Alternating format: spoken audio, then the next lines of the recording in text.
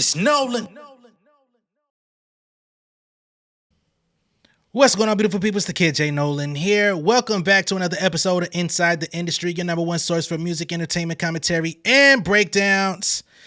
All right. Now, if you saw the headline, the caption of this video, you already know what we're doing here. We're going to be talking about the advent, or the rumor, I should say, that people are spreading right now about Megan Thee Stallion allegedly purchasing over 30 million streams to boost the Megan album sales and presence on Spotify. Now, I'm gonna go ahead and shout out this insider, Jasmine. She jumped in the comments and was like, "Hey, are you gonna report on Megan Thee Stallion getting 30 million streams removed from Spotify? I thought you were unbiased and all this stuff." And I gotta say, this Jasmine is a Nicki Minaj fan. And we've had a few back and forths on the channel before. I wasn't aware of this even being a thing. It took a bit of research to even find anyone talking about this. The only reputable source that I follow, which is All Hip Hop, posted about this. Every other reputable website that I check out has not spoken on this in any capacity. But out of respect for the insiders and out of respect for the artist, Megan Thee Stallion, let's go ahead and just bring it up. Let's talk about it. Let's decipher it. Let's try to get to the bottom of this, right? Because even Kendrick Lamar has been accused of botting Not Like Us, right? And when that information came out from whomever it came out from, I decided to look into it, and we did content about it. So we're going to do the same thing here. All right. So give me a moment here. We're going to go over this All Hip Hop article. And I want y'all to see for yourselves the information that we've obtained, okay? So let's just go ahead and get it, okay? Give me a second here. All right, so we're on allhiphop.com, and they say Megan Thee Stallion accused of having 30 million bought streams, okay? This is written by Illseed. Illseed has been a writer for allhiphop.com for many years, over a decade. So let's get into it. Spotify has reportedly filtered 30 million streams of Megan Thee Stallion's new album, which has reduced her chart status considerably. They say it looks like we have some trouble in paradise. The word on the street is that Roc Nation purchased 30 million streams for Megan Thee Stallion's new album. How did this happen? Roc Nation? So not even Warner, the company that she signed to as a label for distribution, but Roc Nation, the management team. Well, let's discuss it. First of all, she burst onto the scene with her latest project titled Megan, which had roughly 71 million streams globally. On the 4th of July, it had the biggest debut of all her albums with just 2 days of tracking, but those numbers did not hold up. There was some sort of filtering on the streams, removing upwards of 30 million. This put her album back to the number 30 spot. They are saying that all of these streams were faked to boost her numbers. This person goes on to insert their opinion. They say, "I like Megan, I really do, but I hope this is not what's happening. However, there are quite a few reports that suggest that's what's occurring. Look what I found, and you tell me what you think." Now let's go ahead and look at this here, okay? We've got the Pop Flop here, an account I've never ever seen in my life. But the Pop Flop? I know about Pop Crave. I know about Pop Bass. Never seen any reputable information come from this account. But they come out and say, Megan Thee Stallion's self-titled album, Megan, had nearly 30 million streams filtered on global Spotify based on its position. In 6 days, the album accumulated 60 million streams. So now we're getting conflicting information. One source says 71 million. This one says 60. Which one is it? But was near albums doing 30 million streams on the chart. They say, why do you think this happened? Okay. Next up, we've got Benji Barbie. Okay. So you already know what we're dealing with here and who we're talking about. This isn't a reputable source either. This is somebody on Twitter that's clearly a Nicki Minaj fan. So now she says Spotify basically filtered half of Megan's streams on their weekly album chart. Do y'all know how badly streams were botted for this to happen? No information, no, you know what I'm saying? You screenshot and you put this one here for Nicki Minaj Pink Friday 2, right? And then you come back and you put this 30 here for Megan Thee Stallion. So you're basically comparing the two. You're saying that Pink Friday 2 debuted, Pink Friday 2, when it was at its height, was at number 1 on the Spotify charts. And you're basically trying to say that the Megan album jumped back to number 30, right? The next source is another Twitter user. And so, interestingly enough, we don't have any reports directly from Spotify speaking to this. We don't have no reputable music publications talking about this. All Twitter users, and we already see one is a fake pop page. Number 2 is a Barb page. And this is where things get fucked up for me, because y'all actually go online and believe this stuff. Just because somebody has a blue check by their name, you feel like there's a verification of reputation. You know what I mean? Verification of trustworthy information. But all you have to do is pay $8.99 and get a fucking blue check. That doesn't mean you know shit that you're talking about. So then it says Spotify weekly albums, number 30, Megan. Okay? Number 32, Folklore. Folklore accumulated 39 million streams this week, and Megan accumulated 71. So now we're back to the 71 million streams when y'all were just reporting 60 million streams. And let's be honest, if Megan was number 30 with 71 million streams and the next artist at number 32 was at 39 million streams, I highly doubt they would be that closely related on the chart. If she had 71 million streams, somebody in the interim there would probably have 62, 61, 54, 45. Like, this information, where is this coming from? Where is the actual, where is it? It's just text. Anybody could have created this stats. And when I go to try to pull it up with the link, look what happens. This post is from a suspended account. This person ain't even available no more. The post ain't even available no more. But these are the people that y'all are believing. And I want to do this. I'm doing this on purpose because I hate to call people unintelligent. I'm going to call you misled, right? Because what the fuck am I wasting my time about? But we're going to follow through. Nah, nigga, you're following through. So clearly, the narrative here is that I'm going to be making that this is also biased content where no one knows who the pop flop is. Nobody goes to them for information. They just popped up one day with 17,000 followers. They've been here since May 2023. They got 17,000 followers talking about pop culture is exhausting. Who would even follow somebody called Pop Flop?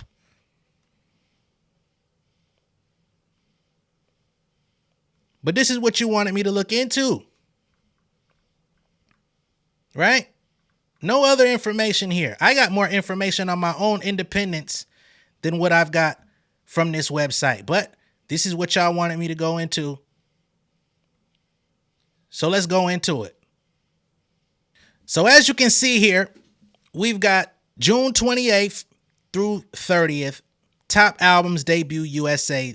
This graphic here was published via Spotify. If you go on the Spotify actual page, you'll see this graphic. They haven't updated for July 4th through whatever it is now. You know what I'm saying? July, what was Friday? The 5th? They haven't updated it. So, number 1, you got Megan Thee Stallion. You've got XOXO from Camila Cabello. You got Loom from Imagine Dragons. You got God Said No from Omar Apollo. And whoever the fuck else is on this, right? This is the top album's debut in USA. So she debuted number 1 on Spotify, right? As of now, she's number 3 on Billboard Hot 200. The first chart I showed y'all was top albums debut USA. This is top albums debut global, right? So this is the world, June 28th through the 30th, because that's the release week. We've got Camila Cabello back at number 1. We've got Loom, Imagine Dragons, Vera Batty with Anna with Vera Batty. We've got Megan Thee Stallion at number 4 with Megan. This is out of the entire world for the tracking week for people that released on June 28th. Right? So she debuted number 1 in the US, and as far as the world is concerned, she debuted number 4. Now understand, we don't see any numbers outside of chart position. We don't see how many streams anybody accumulated on these graphics published by Spotify themselves. We're not talking about people on the internet just coming up with shit. And if you actually go to the official Spotify daily, we're going to get into that as well. Now, I want to be clear. If it was outed in real reality, in real life, that Megan Thee Stallion botted or boosted or bought 30 million streams and it was outed in any official way, that would be the biggest story in music across the industry. It would be on Billboard. It would be on Rolling Stone. It would be on Variety. It would be reported by the chart data page, which is the actual tracking page for the entire music industry. They're responsible for reporting to Billboard. That's where Billboard gets the numbers from, because Luminate and chart data are the ones doing all of this work. I want to be very clear. I'm not the numbers guy, but in order to report on these things, you have to know at least where the numbers are coming from, right? There's reputable sources that'll give you information. And when you go to the chart data page, I might as well share my screen again. Let's see what the real people are talking about, not some made up shit. So when you go to the official chart data page with 2.5 million followers, they run the charts, right? This is all recent data. Okay. We go down, we see all these posts, and what do you know? Number 77, new entry, Where Them Girls At by Megan Thee Stallion is now in the Hot 100. New entry as of 4 hours ago of this posting. Directly under it, Billboard Hot 100, number 68, new, Mamushi. I don't even like this song. I've told y'all a couple times I don't fuck with this song. Megan Thee Stallion featuring Yuki Chiba, new entry at number 68 on the Hot 100 chart. Go down under it. Billboard Hot 100, number 67, new entry, Otaku Hot Girl, Megan Thee Stallion, as of 4 hours ago. So this is what's going on with Megan's music, for real, for real. I don't know what the fuck all hip hop was talking about. Their sources were some random pages that have no reputability, no anything, no actual data, no actual sources. And the reason I'm doing this is because I'm tired of being called a biased commentator when all I'm doing is the real work. Right? I'm giving my opinion. I don't know why motherfuckers care to like find a content creator that's just gonna align with your specific views 100% of the time. The people that I fuck with the most on this channel out of the insiders are the people that we can disagree, have a difference of opinion. And when the video's over, everybody's like, all right, y'all, see you later. Fuck around. You know what I mean? Can't wait to talk about some more shit. I'm not here to convince nobody that I'm right. But when we start talking about what artists are doing and we start talking about analytics and data, you cannot come to me with some false ass data some old unmarked ass report and think that this is real, and then you challenge me to make a video about it, which I'm doing now, what are you going to say when this video comes out? You're going to say that I gave you some fake information. Oh, you saying the info is fake because it's not in favor of your fave. I hate to break it to you. Megan Thee Stallion is not my fucking favorite artist. I like her a lot. She's far from my favorite artist. Please understand. So I want to be extra clear. I want to be transparency clear. I want to be, let me just chill. Water bottle clear. Let's just do that before I disrespect somebody else's name. All right? So we're gonna keep going though, because there's more information debunking this theory. So now the question becomes, all right, J Nolan, she debuted number 1 in the US, she debuted number 4 in the world, right? We're talking debuts. That means out of the new releases for June 28th, those are the charts. You can only be on the debut chart one time. You only get one opportunity to debut. So now you say, all right, why is Megan Thee Stallion now at number 30? Let's do the math, all right? There's more successful albums out there. Have we forgotten that Taylor Swift and others are still dominating the charts? Okay, so let's go ahead and pull this up, right? Because we want to have real conversation about real shit.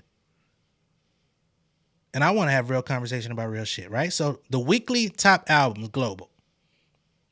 We've got number 1, Billie Eilish, Hit Me Hard and Soft. Number 2, The Tortured Poets Department, The Anthology. Number 3, Exodo by Peso Pluma, right? And I just want to show you, I'm not going to go through the whole list, but as y'all can see, that's 1, 2, and 3. Megan is at number 30, right?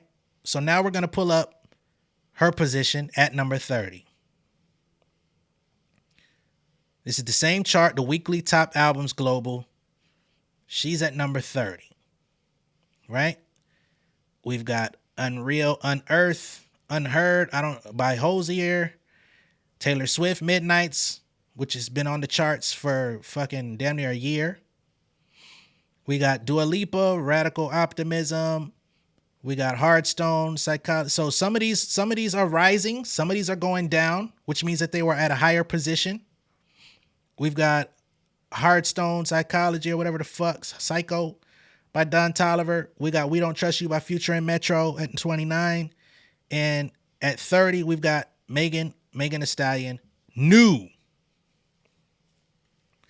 Now, what I want y'all to understand about this New, because it's a new album, is that out of all of the music that's been out, because we're talking about weekly albums global, right? So this is the music that's been getting played. These are pop albums. These are, you know what I'm saying, international hit albums. And then we've got an independent release from Megan Thee Stallion. It didn't fall from number 1 to number 30. New means it entered the weekly top albums global June 28th through July 4th. That's new. That means it's debuting on the weekly top. So remember, the first chart I told y'all was debut, meaning new releases. Megan by Megan Thee Stallion is no longer a new release. So now it's number 30 out of all the music available, all the albums available on Spotify, period. It's a new entry, which means on this particular chart, it debuted at number 30, which means from July 4th on up to now, it has potential to rise up to number 22, 25, 12. Let's tune back in a week from now and see where it is. And if it drops lower, then that's the consensus. If it rises up higher, that's the consensus, right? But what we don't want to do, and we don't want to get in the habit, and I'm really happy that I'm making this video so that I can sit here and debunk some of the absolute horse shit that people come across online and believe it as fact, because who's going to go out and really investigate this shit? Most people won't. So let's reconvene on this chart theory when the next one gets issued. So that's where people are talking about, oh, it fell from number 1 to number 30 and they took away 30 million streams. Okay? Excuse me, took away 30 million. There's no evidence of that. There's no evidence of that. And then when it comes to her monthly streams, that stuff is constantly being updated. So at the end of the month, we'll see where that actually lies after a full month of tracking to see if it went up or down. Oh, man. And you know what's really exhausting? Is because Megan Thee Stallion and Nicki Minaj had their little tiff, their little, back and forth disagreement at the top of the year, it seems like people on both sides can't seem to let this shit go. I'll be honest. I don't understand why we're trying to compare the career of a rising artist versus the career of a veteran artist that's still very popular. They're in two very different places in their career, right? Megan Thee Stallion, and I talked about this the other day with the 64,000 situation. Megan Thee Stallion was immediately stifled as soon as she started putting her music out on a major label, right? She got like 2 projects out, Tina Snow, Fever. Everything was all peachy keen when those projects came out, right? By the end of 2019 going into 2020, she met with Jay-Z, she met with Roc Nation. They said, hey man, let's take a look at your contract. What's going on? What type of business arrangement do you have for yourself? Because you seemingly are doing well, right? You're out here buzzing. Everybody loves you. You're doing your first round of like dates on the road. What's your contract looking like? Who's your manager? And then that's the big thing. Who's your manager? Now at the time, she was being managed by T. Ferris, but at the time, T. Ferris was an employee of 1501 Certified. So she was legitimately being managed by her label. If you talk to anybody that has any knowledge of the music industry, that'll tell you that is your first mistake. You are not supposed to sign a recording contract with your management company, because who is going to advocate for you when there's a dispute like what Megan Thee Stallion went through? We're going to keep it a buck. Now some people do sign with Roc Nation on both sides. That means you have to really trust Roc Nation. A lot of their clients don't sign with them with label deals. It's just management. But let's just keep going. They went and looked into her contract and they say, your label's fucking you. Right? They said it was an unconscionable contract. From the moment they approached 1501 Certified and said, y'all got her in a slave deal. From that moment forward, 1501 made Megan's life hard. They tried to stop her every opportunity they got. She tried to work with Dua Lipa. They tried to block that. She wanted to work with BTS. They tried to block that. She wanted to work with this person over here. They tried to block that. So, as I've stated, this will be the 3rd video on which I mentioned this in the last week. She literally had to go to court proceedings and get a signed restraining order against her label. Tell me how many people you've heard of in the public eye in the music industry that have had a restraining order on the company that signed it. We're not talking about a DV restraining order where somebody is running up in your house trying to put their hands on you. We're talking about a restraining order in which the company that discovered you and signed you cannot have their hands in the pot with anything that you're trying to do because they're literally trying to stifle you in your growth. You tell me someone else that you know that's had that, and then we can have a conversation about numbers, and we can have a conversation about careers, and we can have a conversation about whatever you want to talk about. If you could just name me someone that you know that had that same treatment. Okay? So everything from that point forward, if I'm a betting man, she was putting out good singles, subpar albums, so she could fulfill her contract, right?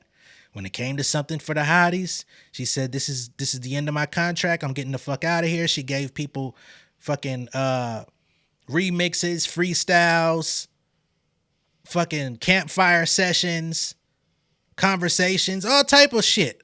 You know what I'm saying? And then there was a couple hits on there. What do you think she put that out for? To get out of the contract?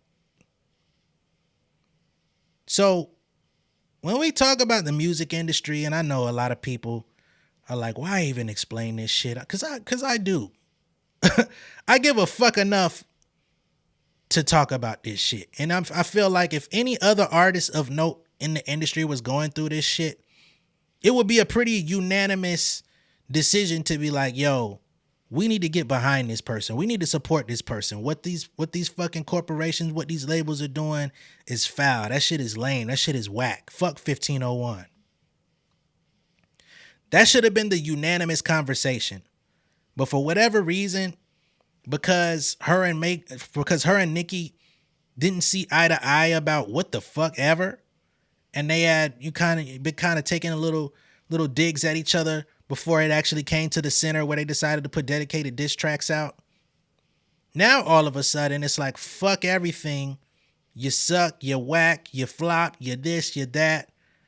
And it's like, why would I compare an artist that's trying to regain their career on the way up, right? Because again, she's been out here a little over 5 years trying to get, you know what I mean? But she only had 2 years of actual freedom. We're talking about those first 2 years before she came to them to say, yo, y'all fucking me in my paperwork. Right? So now she gets to put out her first album, free of the label, free of the system, only with a distribution deal. She owns a minimum 80%. We're really looking at probably 90% of the album. How could you say it's a flop when this person is doing, even at 64,000? We're talking about major label acts today that are debuting at less than 50,000, 40,000, right? So she did this shit herself. And she owns it, which means that the profits off of the album are hers. How is that an L? And the album is going to continue to sell. How is that an L? Again, my aim is not to call people unintelligent or mentally unstable, but it's starting to look like something ain't clicking in people's brains. When that nigga DJ Academics came out and tried to say Kendrick Lamar botted Not Like Us, and the company, his team reached out to me and they paid me $2,500 to get him all these fucking streams. At least he had a source that came out and said, you know what I mean, had some sort of, I won't say reputable, but he at least had somebody to come from the shadows to say, this is what's going on. And then people had to go look into him and they say, man, this nigga bullshit. He's a fucking liar. This nigga calling himself a teenager. He a grown ass man. His story ain't lining up. Not to mention the fact, how the hell can you bot something into public psyche? Ain't no bots made nobody like Not Like Us. That shit, from the second it came out, niggas knew what that song was. Let's not be dense here, people. Let's not put these fucking foil hats on if your ass ain't gonna go out in the sun with it on. Let's be real about life. And you think I want to listen to what the hell the Pop Flop and the fucking the Banshee Barbie or whatever the fuck her name was? You think I want to listen to what they got to say? Come the fuck on. And then another nigga from a suspended account. Come on, dog. Then I go out, shoot some content with another artist. Shout out to Javon Landry. Look out for our music video Gold Nuts coming out soon. I go out, shoot content, leave, come home, eat, all this type of stuff. Now I see goddamn Academics back at the bullshit again. And he's out here spreading some video allegedly talking about all this space available at Megan Thee Stallion's show and that they're promoting it as sold out, but they're trying to show empty seats. Let's go ahead and pull this shit up and address this once and for all as well. Okay. So here we are.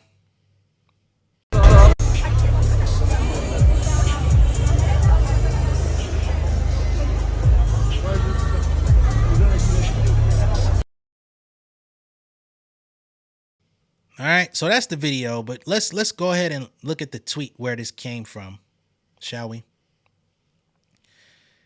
Academics TV. Fans notice Meg Thee Stallion used a black tarp to cover up the empty seats in her quote-unquote sold-out arena tour. This post at the time of me recording this video has 3.9 million views, right? And this is my problem with people with big platforms posting misinformation, because they get to so many people. If you can reach nearly 4 million people with misinformation, you're going to convince a nice amount of people that is right and that is real, that is true. So someone had to literally come out and fight back on this. An actual tour photographer who works in these venues quite frequently. Alexandria Green comes out and says, I can't believe someone was stupid enough to post something like this. She says, I am a concert photographer, so take my word on this.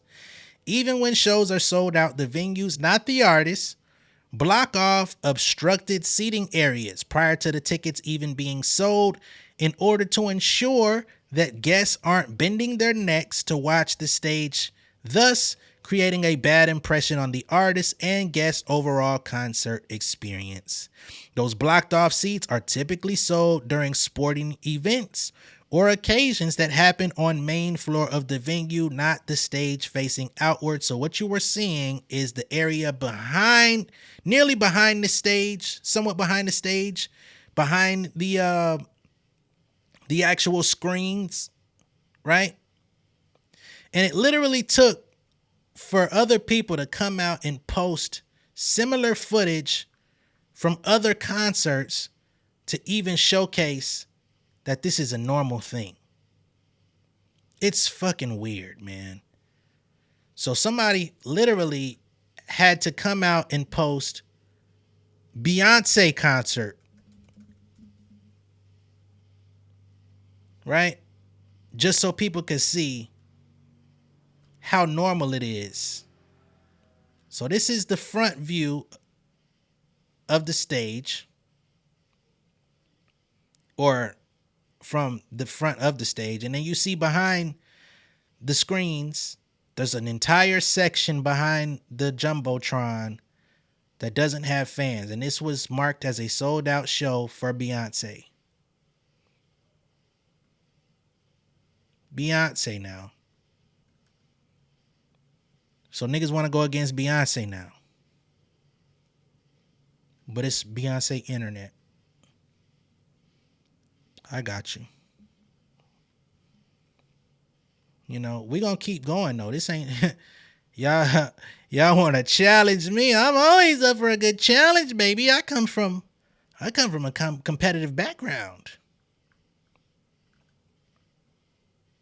Another artist that does really good on the road independently, his name is Russ. I've talked about him a few times. Y'all should probably really dig into Russ music if you haven't.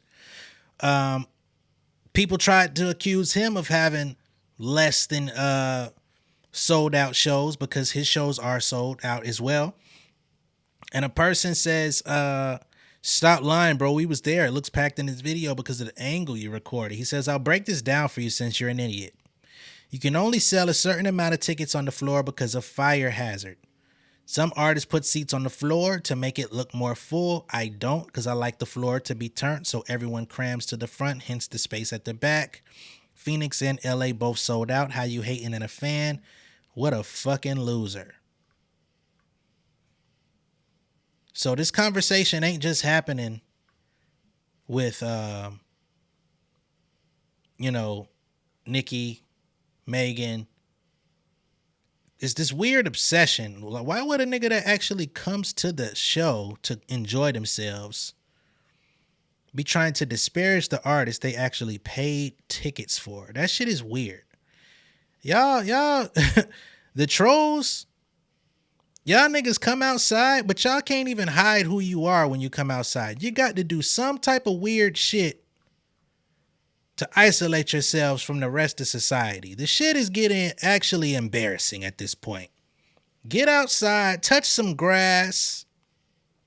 Sadly enough, some of you people got kids. Please take care of them. Make sure they've eaten. Make sure they're getting their nutrients. You know what I'm saying? Some of you people out here, man, lotion your skin. Get a shower and a bath. Make sure you don't smell like fucking curded cheese. You know what I mean? Like, what the fuck is going on with y'all folks, man? And I'm not talking about nobody in particular. I'm just saying there's a lot of weird behavior going on out here. And I'm not the fucking, I'm not a avenger or anything. I'm just saying at some point we got to be real with ourselves about life, man. Enjoy what you enjoy. Why do people spend so much time trying to figure out what the next motherfucker got going on and you don't even like this motherfucker? What is that about? And it ain't your job. You're not getting paid. You're not getting any benefits. You're not getting no invites from nobody ops to come talk about this shit. At least get a fucking YouTube channel if you're going to report on all this shit. Be a profitable hater. You know what I'm saying? Post your hate on Instagram Reels or something while they're giving out bonuses. Be a profitable hater. Don't just do it because you got time on your hands. Get your thumb out your asshole, man. At this point, I've said everything I wanted to say. And I guess I'll catch y'all on the next one. Much love and respect. And yeah, I know we're going to get some hate on this video, but y'all know I don't give a fuck. I've gotten to that point. I'm not mad at nobody. I'm not enemies with nobody. I don't hate no artists out here. If anything I say is unceremonious or unpleasing to the ear for anybody, hey, that's just how I felt that day. I don't hate anyone. So now I'm going to sign out and I'll catch y'all on the next one. Y'all be safe. Enjoy the rest of your day. Okay? Peace. King of my city in cul-de-sac. Coming out swinging like soldier rags. Leading my people like quarterback. Boy, I study this shit, I'm an almanac. Had to get up and grind. Knowledge is booming, I'm here to apply. Came with the chip and the dip, it just single the mind. We finna do more than survive. I need my check. Spinning the block for the Gouda. We hitting the jeweler to flood out the net. We don't do beef for computers, I'm straight out the sewer. We come when you rest. Niggas be looking perplexed, so keeping my foot on their neck.